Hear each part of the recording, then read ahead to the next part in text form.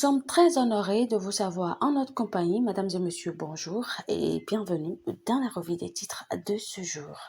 On démarre avec le quotidien L'Informateur qui titre en bandeau des années après le scandale du PPEA2, les Pays-Bas de retour dans le secteur de l'eau au Bénin.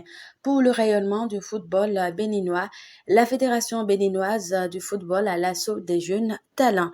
Incident survenu au CNHU de Cotonou, talent saisi le procureur et l'ARSS. Supposée implantation d'une base militaire française au Bénin, le pouvoir dément les élucubrations. Matin Libre nous apprend au sujet du lancement de leur téléthon à Abomey-Calavi. Les démocrates, un pas de plus vers les législatives. Nadine Koumassou adhère au parti d'opposition. Bénin, depuis de longues années, des milliers de détenus en attente de procès, dont de vivres et kits scolaires à Louo, à Porto Novo. 4 clubs services au chevet des enfants sourds. L'autre quotidien nous informe à propos des responsabilités dans les multiples décès dénoncés au CNHU Hubert Kutukumaga. Patrice Talon diligente une enquête, saisit la RSS et le procureur. Fruit du déplacement de Patrice Talon aux Pays-Bas, Romia Doualaï saisit 3 accords financiers pour le Bénin, la réhabilitation du lac Nokwe et de la lagune de Porto Novo visé.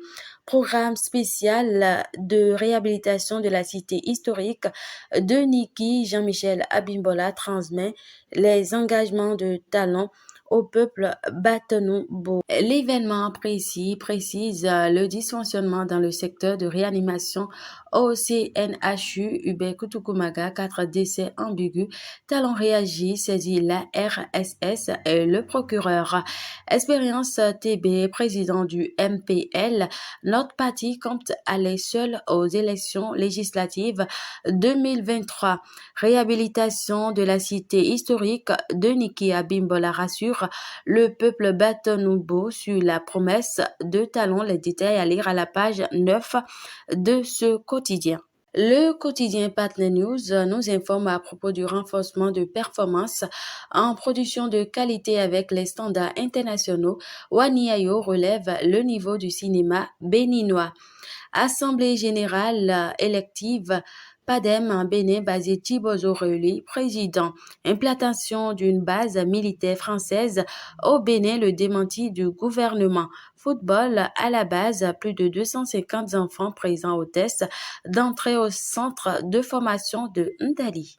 La nouvelle tribune nous informe à propos du délestage au CNHU Hubert Kutukumaga, plusieurs pertes en vies humaines enregistrées. Élections législatives de 2023, les démocrates lancent officiellement le téléthon. Enfants sauvagement battus au Bénin, la police recherche le père selon Léandre Humbidji.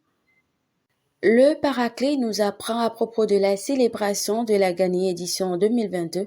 Eleonore Yahi, l'ADECAN, aux côtés de Adam Soulé, don de fournitures scolaires aux élèves de l'EPP Sobadji, l'ONG Aide et Espoir faire un pas vers les démunis. Et pour finir, l'économiste nous informe à propos du rapport annuel 2021, la CDC Bénin en toute transparence, un exemple à suivre. 3e session de 2022 du Conseil national du crédit, évolution des taux d'intérêt appliqués au crédit au Bénin. Et ce sera tout pour ce numéro. Présentation Esther Koudjen, mais surtout n'oubliez pas de vous abonner, de liker, de commenter, de partager et bonne journée à vous.